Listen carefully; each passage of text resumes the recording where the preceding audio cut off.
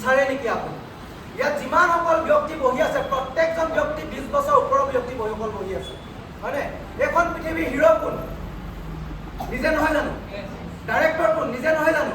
এবাৰ ভবাৰ প্ৰয়োজন আছে, আজি যিটো বয়সলৈকে মই জীৱনটো অতিবাহিত কৰিলোঁ, এই বয়সখনলৈকে মোৰ চিনেমাখন হিট হৈছে নে ফ্লপ হৈছে নে ছুপাৰ ডুপাৰ হিট হৈছে, এবাৰ ভবাৰ প্ৰয়োজন আছে। কেনেকৈ ভাবিব মনত পেলাই দিওঁ, চকুটো মুদি দিয়ক সকলো। বেংক বেলেঞ্চ কিমান আছে চিন্তা কৰক। এতিয়া চিনেমাখন হিট হয় ফ্লপ হ'ল নে ছুপাৰ ডুপাৰ হিট হ'ল, আপোনাৰ বেংক বেলেঞ্চ হ'লে মনত পেলাই দিয়ক, গম পাব। আমি চিনেমা জগতৰ হিৰ'ইনক চাই ভাল লাগে। যদি চিৰিয়েলখন যদি আধাতে শেষ হৈ যায়, পিছদিনাখন বিয়া নাখায় হ'লেও সেই চিৰিয়েলখন চাই নাচাই বাৰু বহু, হয়নে নহয়? কেলে সদায় মানুহৰ চিৰিয়েল হওক বা চিনেমা হওক আমি ফিনিচিং ভাল পাওঁ, কিন্তু আপোনাৰ ফিনিচিং ভাল নে বেয়া ভবাৰ এবাৰ প্ৰয়োজন আছে। ডাইৰেক্ট চেলিং নেটৱৰ্ক ইণ্ডাষ্ট্ৰীটো মই কিয় একচেপ্ট কৰিলোঁ? চব মই সৰুৰ পৰাই ডাঙৰ দীঘল হৈছিলোঁ যে বেটা ভালকে পঢ়া আৰু চাকৰি এটা কৰা, বেটা ভালকে পঢ়া আৰু চাকৰি এটা কৰা। আৰু মই পঢ়িছিলোঁ একমাত্ৰ এটা চাকৰি পাবৰ কাৰণে। পঢ়াত বহুত বেছি চোকা নহয়, এক্সপাৰ্ট আছিলোঁ নকল মৰা। চাকৰি চাৰ্টিফিকেট চাই চাকৰিটো দিয়ে নে জ্ঞান চাই চাকৰি দিয়ে?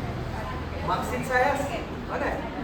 চাকৰি মাৰ্কশ্বিট চাই চাকৰি দিয়ে, কেতিয়াও জ্ঞান চাই নিদিয়ে। সেইকাৰণে নকল মাৰি মাৰ্কশ্বিটত নম্বৰ উঠাইছোঁ নে নিজে লিখিছোঁ কোনে জানে? আৰু নকল মৰাত এক্সপাৰ্ট আছিলোঁ কাৰণেহে আজি ডাইৰেক্ট চেলিং নেটৱৰ্ক ইণ্ডাষ্ট্ৰীত এজ এ এনটিচি হিচাপে চিনাকি নকল মৰা এটা ব্যৱসায় হয়। যিজন ব্যক্তিয়ে নকল মৰাত এক্সপাৰ্ট হ'ব, এজন ব্যক্তিয়ে ইণ্ডাষ্ট্ৰীটোত সোনকালে সফলতাৰ শিখৰত যাব বিচাৰে। মই ইণ্ডাষ্ট্ৰীটোত কিয় আহিলোঁ?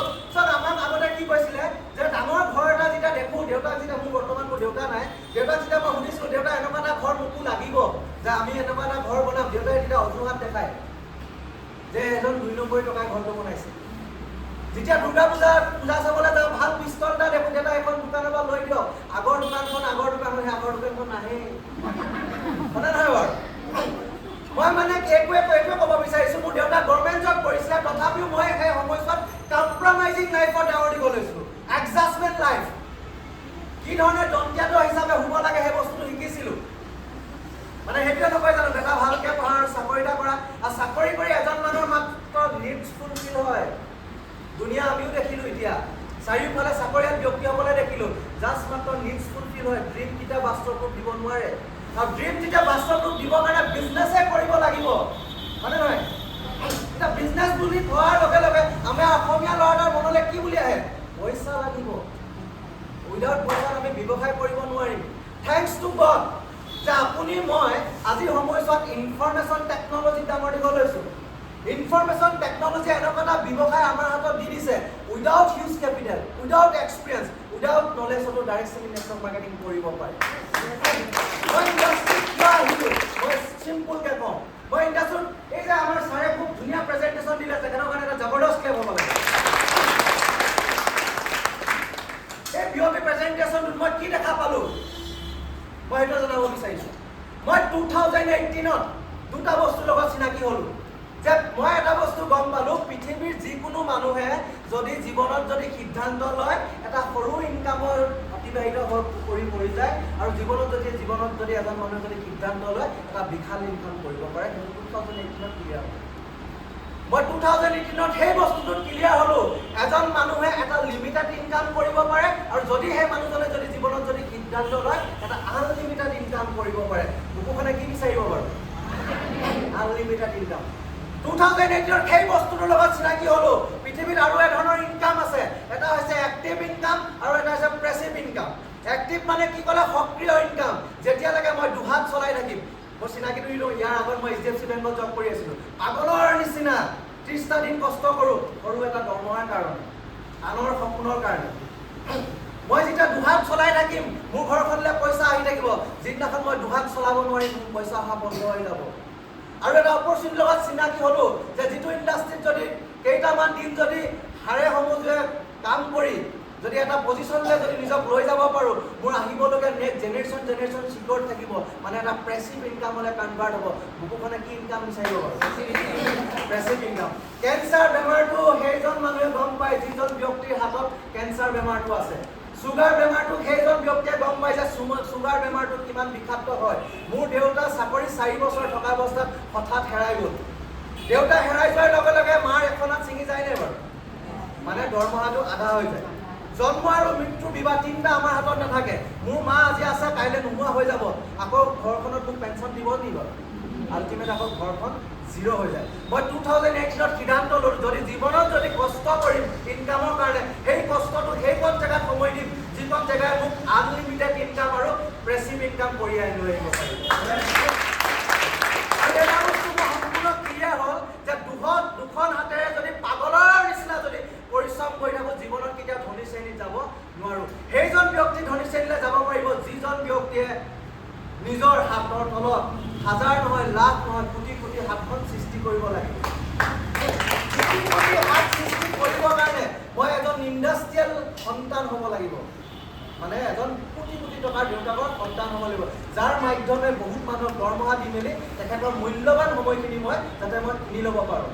আজি ইনফৰমেশ্যন টেকনলজি এনেকুৱা এটা ব্যৱসায় দিছে, যি ব্যৱসায় ডাইৰেক্ট চেলিং নেটৱৰ্ক ইণ্ডাষ্ট্ৰীৰ মাধ্যমে এজন ব্যক্তিয়ে টাইমটো কম্পাউণ্ড কৰিব পাৰে। সেই টাইম কম্পাউণ্ড কৰি আজি কেনেকৈ এণ্টিচ হিচাপে হ'ব পাৰিলোঁ, মই বেছি সময় নলওঁ, কাৰণ খুব দুজন ডাইনেমিক লিডাৰ আছে, তেখেতলোকৰ পৰা ময়ো শিকিব লাগিব নাই বাৰু? মই এজন হাৰ্ড লেবাৰ হয়, লেবাৰ, আৰু এজন হাৰ্ড লাৰ্ণাৰ হয়। কেলে হাৰ্ড লেবাৰ হয়, হাৰ্ড লাৰ্ণাৰ হয় জানো? মোৰ নাম কৈছিলোঁ, নাম কৌস্তৱ দিহিঙীয়া। মোৰ বংশটোত কোনো ধৰণৰ বিজনেছমেন এজনো নাই, আৰু মোৰ বংশত আজিলৈকে কোনো এজনৰ কৰোড়পতিও নাই। মই প্ৰথমজন ব্যক্তি হ'বলৈ গৈ আছোঁ। শিকিব লাগিব নাই? আমাৰ ব্লাডত বিজনেছ নাই, আমাৰ ব্লাডত আছে জব, মানে কষ্ট কৰিব লাগে, মান্থলি এটা দৰমহা ঘটিব লাগে। আমি মান্থলি ইনকামটোৰ ওপৰত বেছি প্ৰাধান্য দি আছিলোঁ। 2008ৰ ইণ্ডাষ্ট্ৰীটো যেতিয়া বুজি পাই কাম কৰিবলৈ ষ্টাৰ্ট কৰিলোঁ, কৰাৰ পিছত যাবলৈ যেতিয়া ক'ৰবালৈ যদি ষ্টাৰ্ট কৰে, যদি গতি কৰি থাকে, নিৰ্দিষ্ট স্থান গৈ পাব নাই বাৰু? আপোনালোকে বলবম যাত্ৰা চাইছে? বলবম যাত্ৰা চাইছে নে? মানে খুব পবিত্ৰ মনেৰে 100জন মানুহ খোজকাঢ়িব ওলায়, মানে খোজকাঢ়ি যেতিয়া গৈ থাকে খুব ভীষণ ৰ'দ পায়। ৰ'দ পোৱাৰ লগে লগে এচাম মানুহে গাড়ীত উঠি গুচি যায়, আৰু এচাম মানুহ খোজকাঢ়ি গৈ থাকে, আৰু গৈ থাকোঁতে শিলগুটি কিছুমান পায়। শিলগুটি কিছুমান পোৱা দেখি মেলি এচাম মানুহে আকৌ গাড়ীত উঠি গুচি যায়, এচাম মানুহে খোজকাঢ়ি গৈ থাকে, হয়নে? আকৌ গৈ থাকোঁতে বৰষুণ জাকো পায়, এচাম মানুহ উঠি গুচি যায়, কিছু মানুহ খোজকাঢ়ি গৈ থাকে। যেতিয়া এজন মানুহে যেতিয়া যাবলৈ ষ্টাৰ্ট কৰে, গতি কৰি থাকে, নিৰ্দিষ্ট স্থান গৈ পাবনে নাই বাৰু? ঠিক সেইধৰণে আপোনালোকে যিহেতু যাবলৈ ষ্টাৰ্ট কৰিছে, মাত্ৰ গতি কৰি থাকক, চাকচেছ বিচাৰে, সফল হ'ব বিচাৰে। চব সফল সহজে অহা বস্তু নহয়, তাক আপুনি টানিব লাগিব, আজৰিব লাগিব। ইয়াত ভাল মানুহ বহি আছেনে? ভাল মানুহ আছে নাই? ভাল মানুহ হৈ লাভ নাই, কিন্তু পাগল হ'ব লাগিব। ভাল মানুহে অকল আমাৰ কিতাপ পঢ়ে, পাগল মানুহে ইতিহাস বনাই কিন্তু। তো মই পাগল হৈ অলপ, কাৰণ কেলে ভাল হৈ আছিলোঁ 2018লৈকে, বেংক বেলেঞ্চ অকণমান আছিলে। পাগল হ'বলৈ কাৰণে ধৰিলোঁ, সৰু সৰু সপোনবিলাক নিজৰ লাইফলৈ আনিবলৈ পাৰিলোঁ। মই আপোনাক একদম চিম্পুল কৈছে, বিজনেছটোত কেনেকৈ সফল হ'ব। এই ইণ্ডাষ্ট্ৰীয়ে কৈছে ন, কোনো ধৰণৰ পঢ়া শুনা নালাগে কৈছে নহয়, হয়নে নহয়? মইতো নকমে পাছ কৰিছোঁ, হয়নে নাই? হয়নে? খালি কৰাৰ ভোক লাগে, হয়নে? এইখন পৃথিৱীত চব ধনী মানুহ ধনী হোৱাৰ ৰাস্তা বহুত আছে। আমাৰ নিচিনা মধ্যবিত্ত পৰিয়াল, আমাৰ নিচিনা দুখীয়া শ্ৰেণীৰ পৰিয়াল সঁচা অৰ্থত যদি বুকুখনৰ পৰা যদি ধনী শ্ৰেণীলৈ যদি যাব বিচাৰে, এটা ইণ্ডাষ্ট্ৰী আছে, সেইটো আছে ডাইৰেক্ট চেলিং নেটৱৰ্ক মাৰ্কেট। ইয়াত আপুনি একচেপ্ট কি অন্তৰৰ পৰা কৈছে, এইটো আপোনাৰ ওপৰত ডিপেণ্ড কৰিব। কেনেকৈ বিজনেছটো লৈছে। জোতা চোলা মানুহজনক আমি কি বুলি কওঁ? লোহা টিঙা প্লাষ্টিক বিক্ৰী কৰা মানুহজনক কি বুলি কওঁ? লোহা লাগো ন? জোতা চোলা মানুহজন যদি মুচি হয়, বাটাৰৰ খাদিমছ কি হয়? মুচিয়াতে হয়, হয়নে নহয় বাৰু? যদি লোহা টিঙা প্লাষ্টিক বিক্ৰী কৰা মানুহজন যদি লোহাৱালা হয়, টাটা কি হয়? মানে ছোটা মুচি মুচি বড়া মুচি বাটা, ছোটে লোহাৱালা বড়া লোহা টাটা। যদি এই ইণ্ডাষ্ট্ৰীটো যদি আপোনাৰ কাৰণে যদি চাবোন তেল টুথপেষ্ট বিক্ৰী কৰা ব্যৱসায় হয়, তেতিয়াহ'লে সদায় দিন আপোনাৰ কাৰণে চাবোন তেল টুথপেষ্ট বিক্ৰী কৰা ব্যৱসায়। এই ইণ্ডাষ্ট্ৰীটো এটা বিশাল মনেৰে আপোনালোকে আগবাঢ়িবলৈ চেষ্টা কৰক। মই কি কৰিলোঁ? চিম্পুল, আপোনালোকে চাবোন তেল টুথপেষ্ট ইউজ কৰে সকলোৱে? ইউজ কৰে সকলোৱে? মই চাবোন তেল টুথপেষ্ট ইউজ কৰোঁ। 2018ৰ আগত মোৰ কাষৰ আগৰলা দোকানখনৰ পৰা চাবোন তেল টুথপেষ্ট কিনিছিলোঁ। আজিও হয়তো আপোনালোকে আগৰলা দোকানখনৰ পৰা চাবোন তেল টুথপেষ্ট ইউজ কৰি আছে। আপোনালোকৰ চাবোন আৰু টুথপেষ্টে বেচিনৰ ফেনা ওলাই যায়। মোৰ টুথপেষ্ট চাবোনৰ 2018লৈকে বেচিনৰ ফেনা ওলাই গৈছে, আজিও বেচিনৰ ফেনা ওলাই গৈছে। ডিফাৰেঞ্চটো এইটো হৈছে যে মোৰ টুথপেষ্ট চাবোনে আজিৰ সময়ত মোক ইনকাম দি মেলি ওলাই গৈছে, এনেই ওলাই যায়। প্ৰতিটো প্ৰডাক্ট মই ইউজ কৰিলোঁ, পাৰ্চেছ কৰাৰ পিছত মই ইউজ কৰিলোঁ, ভাল লগা প্ৰডাক্টখিনি মই ৰিকমেণ্ড কৰিবলৈ ষ্টাৰ্ট কৰিলোঁ। আমি ৰিকমেণ্ড কৰি ভাল পাওঁ নাই বাৰু? মহিলাসকল আছে, মহিলাসকলক যদি কেনেবাকৈ কয় আপোনালোকৰ ঘৰৰ ওচৰত কোনগৰাকী ছোৱালী আটাইতকৈ ধুনীয়াকৈ থ্ৰেডিং কৰে, আপোনালোকে দেখাব নাই বাৰু আমুকে কৰে বুলি? আপুনি বিহুৰ ওচৰত 5গৰাকীমান লেডি থ্ৰেডিং কৰাই দিলে, আপুনি যদি যায় মই 5গৰাকী লেডি পঠিয়াইছিলোঁ মোকতো কৰি দিয়া ফ্ৰীকে, কৰি দিবনে? আমি ফ্ৰী ৰিকমেণ্ড কৰি আছোঁ, য'ৰ পৰা আপোনাৰ কোনো ধৰণৰ বেনিফিট হোৱা নাই। মই 2018ত ফ্ৰী ৰিকমেণ্ড কৰিবলৈ এৰি দিলোঁ, মই টোটেলি এৰি দিলোঁ। মই নিজৰ প্ৰডাক্টখিনি মই ৰিকমেণ্ড কৰিবলৈ ষ্টাৰ্ট কৰিলোঁ, পাৰ্চেছ কৰিলোঁ, ইউজ কৰিলোঁ, ৰিকমেণ্ড কৰিবলৈ ষ্টাৰ্ট কৰিলোঁ। মই আজি এমপিচি হিচাপে নিজক চিনাকি দিব পাৰিছোঁ। এই ইণ্ডাষ্ট্ৰিটোত সফল হ'বৰ কাৰণে মাত্ৰ এটা শ্বৰ্টকাট মই আপোনালোকক জনাই দিওঁ। এই ইণ্ডাষ্ট্ৰিটোত যিসকল লিডাৰ্ছে ব্যৱসায় কৰি আছে, প্ৰত্যেকজন লিডাৰ্ছ নহয় জানো? প্ৰত্যেকে এইটোৱে মনৰ পৰা নাভাবে জানো?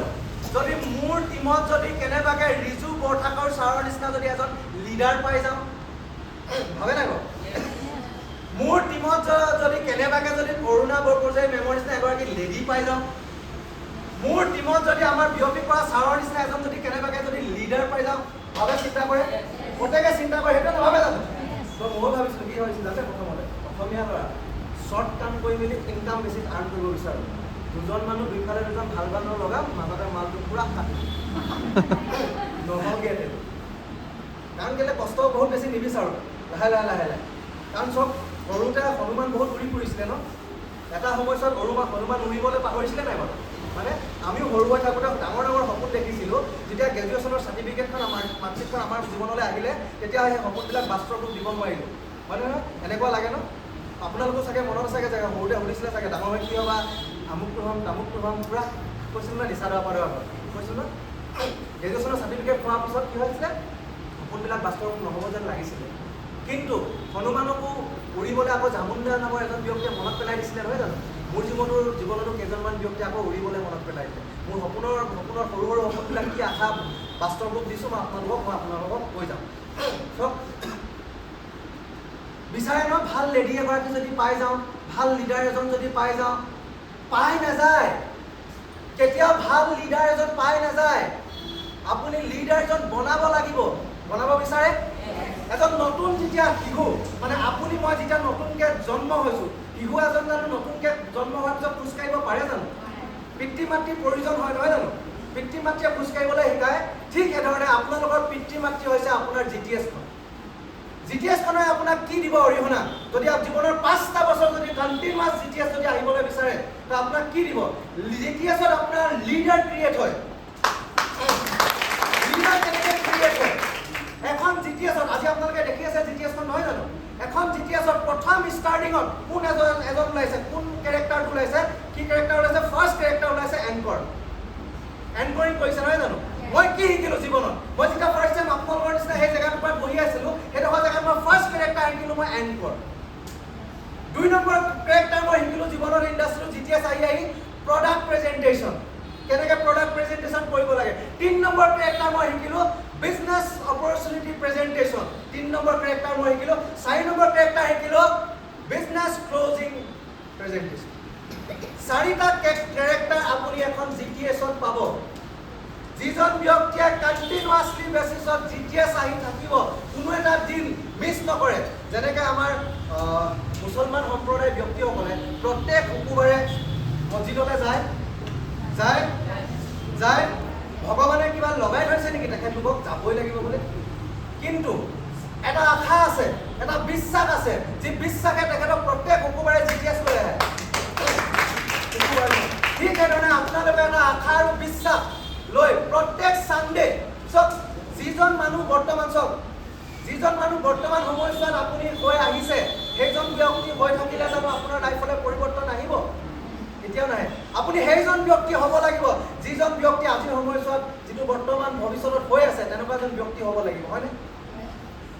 আজিৰ দিনটোলৈকে যিকেইটা দিন আপোনাৰ জীৱনত অতিবাহিত হৈ গ'ল সেই দিনকেইটাৰ কথা ভাবি চিন্তা কৰি তাক পৰিৱৰ্তন কৰিব পাৰিব কিন্তু আপোনাৰ লগত সেই চাবিকাঠিটো আছে অনাগত 5টা বছৰ অনাগত 2টা বছৰ পিছত কি জীৱন অতিবাহিত কৰিব পাৰে সেই চাবিটো আপোনাৰ মাজত সলনি কৰা চাবিটো আপোনাৰ লগত আছে পাৰিব জীৱনৰ 5টা বছৰ ডাইৰেক্ট সেলিং নেটৱৰ্ক ইণ্ডাষ্ট্ৰীটোত জীৱনৰ 5টা বছৰ একমাত্ৰ অকল লাৰ্নিং এটিটিউডত আহক শিকাৰ মনোবৃত্তিত আহক মই আজিও কৈছোঁ এজন হাৰ্ড লেবাৰ আৰু হাৰ্ড লাৰ্নাৰ বিজনেছ শিকিব লাগিব এই বিজনেছটো এনেকুৱা এটা সুইটেবল ইণ্ডাষ্ট্ৰী মহিলাসকল আছে কৈ ভাল লাগে ৰিচেণ্টলি ওমেন্স ডে দিনাখন স্মৃতি ইৰাণীয়ে কৈছে যে আমাৰ ভাৰতবৰ্ষত 2 কোটি মহিলা আজি সময়ছোৱাত কৰি আছে কাম কিমান প্ৰাউড ফিল কৰিব লাগে আহিবলগীয়া দিনত ওমেন পাৱাৰ ইণ্ডাষ্ট্ৰী হ'বলৈ গৈ আছে গম পাইছে women power industry direct selling network industry ভাৰতবৰ্ষত শোভাযাত্ৰা আৰম্ভ হৈছে শোভাযাত্ৰা চাইছে আপোনালোকে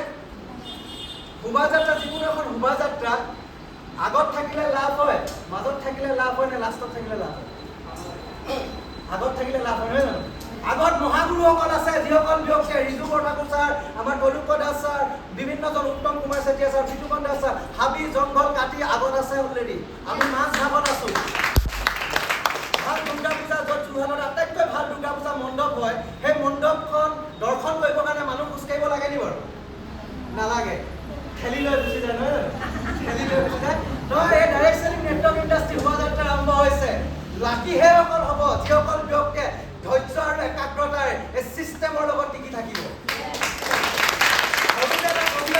কৰিবৰ কাৰণে নোৱাৰা কথাটি এৰা বেয়া কথা বৰ কদাপি নহয় এইটো কথা মানুহৰ 10জনে পাৰে যিটো তুমিও পাৰিবা এইটো যদি এই ডাইৰেক্ট সেলিং নেটৱৰ্ক ইণ্ডাষ্ট্ৰীত কাম কৰি মেলি আমাৰ এই নিচিনা যদি থলুৱা অসমীয়া যদি লাইফলৈ যদি পৰিৱৰ্তন আনিব পাৰিছে why not কিয় মই নোৱাৰো মই কেইজন মানুহৰ কাৰণে ইণ্ডাষ্ট্ৰীটো গভীৰভাৱে অধ্যয়ন কৰিলোঁ মই যেতিয়া ডাইৰেক্ট সেলিং নেটৱৰ্ক মাৰ্কেটিং অধ্যয়ন কৰি আছিলোঁ এই ইণ্ডাষ্ট্ৰীটোত ডাইৰেক্ট সেলিং নেটৱৰ্ক ইণ্ডাষ্ট্ৰী 1995ৰ পৰা 2018লৈকে ভাৰতবৰ্ষৰ টাৰ্ণঅভাৰ আছিলে 7,400 crore 1995ৰ পৰা 2018লৈকে ভাৰতবৰ্ষৰ direct selling network industry turnover আছিলে 7,400 crore মই চিৰিয়াছ নহয় জাষ্ট মাত্ৰ কৰিব লাগে কৰি আছোঁ 2019ৰ 23 আগষ্টৰ দিনাখন আকৌ ষ্টাডি কৰিলোঁ ইণ্ডাষ্ট্ৰীটোৰ টাৰ্ণঅভাৰ পালোঁ 13,400 crore মোৰ চকু ওলাই যাওঁ কৰিলোঁ মানে আমিও আজিও নেটৱৰ্ক মাৰ্কেটিঙৰ চেইন চিষ্টেম বুলি জানো আজিও নেটৱৰ্ক মাৰ্কেটিঙক টুপি পিন্ধা বিজনেছ বুলি জানো আজিও নেটৱৰ্ক মাৰ্কেটিং কাম নোহোৱা মানুহৰ ধান্দা বুলি জানো কিন্তু এই ইণ্ডাষ্ট্ৰীত আজি ভাৰতবৰ্ষৰ টাৰ্ণঅভাৰ হৈ গ'ল 13,400 crore আজি যদি গুগলত যদি চাৰ্চ কৰি চাই ইয়াক একচেপ্ট কৰে নকৰে নাজানো আজি যদি গুগলত চাৰ্চ কৰি চাই 23,700 crore হৈ গ'ল কি ধৰণে ৰেভিনিউ জেনেৰেট হৈছে ৰামবিলাস পাছৱান আমাৰ মাজত নাই তেখেতে কৈছে যে 2025লৈকে 64,000 ৰেভিনিউ কালেক্ট কৰিবলৈ গৈ আছে ভৱিষ্যত কওঁ যে 2025 নোচোৱে 2024 লাষ্টলৈকে 65 crore টাৰ্ণঅভাৰ ক্ৰছ কৰিব কেনেকৈ গম পাব মোৰ নিচিনা ভিখাৰীটোৱে আজি 5 বছৰমানৰ আগত চৰকাৰৰ ওপৰত ডিপেণ্ডেণ্ট হৈ আছিল চৰকাৰে কিবা আঁচনি দিব চৰকাৰে আমুক দিব চৰকাৰে তামুক দিব এই ওপৰত ডিপেণ্ড মোৰ নিচিনা ভিখাৰীটোৱে যোৱাটো বছৰত চৰকাৰ চলিবৰ কাৰণে 1,25,000 টকা টেক্স পে কৰিছে এই চিষ্টেমৰ পাৱাৰ মোৰ অকণো একো পাৱাৰ নাই এই চিষ্টেমটোৰ power product power leaders power মই জাষ্ট মাত্ৰ চিষ্টেমত এটা বহি আছোঁ মই কেইজনমান ব্যক্তিৰ কাৰণে ইণ্ডাষ্ট্ৰীটো গভীৰভাৱে অধ্যয়ন কৰিছিলোঁ প্ৰথমজন ব্যক্তি হৈছে doctor APJ Abdul Kalam sir ভাল মানুহে বেয়া মহান মানুহ তেখেতে কৈছে আহিবলগীয়া 21st century fastest growing business আজি যদি গুগলত চাৰ্চ কৰি চাই বিশ্বৰ আটাইতকৈ দ্ৰুতগতিত যোৱা বিজনেছটো হৈছে ডাইৰেক্ট সেলিং নেটৱৰ্ক মাৰ্কেটিং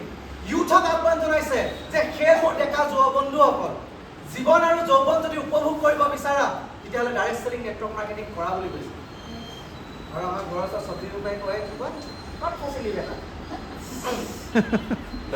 বিচাৰো মই ডাইৰেক্ট সেলিং নেটৱৰ্ক মাৰ্কেটিঙত ব্যৱসায় কৰিছিলোঁ ইমানখন এনেই পঢ়িলি নেকি ক'ত ফচিলি APJ আব্দুল কালাম ছাৰ কৈছে যে বিজনেছটো কৰা কাৰ কথা শুনিব লাগিব যি নিচাদৰে নিজৰ পৰিয়ালটোক লৈ মেলি তাজমহল দেখাব নোৱাৰিলে সেই মানুহজনৰ কথা শুনিম নে APJ আব্দুল কালাম ছাৰৰ কথা শুনিম মইতো 2018লৈকে সেইসকল মানুহৰ কথাই শুনি আছিলোঁ 2018তহে সেইসকল মানুহৰ মানে ছাকচেছফুল মানুহৰ কথা শুনিলে বোলে মানুহ ছাকচেছ হ'ব পাৰে সেইকাৰণে মই তেখেতৰ কথা কৈছোঁ।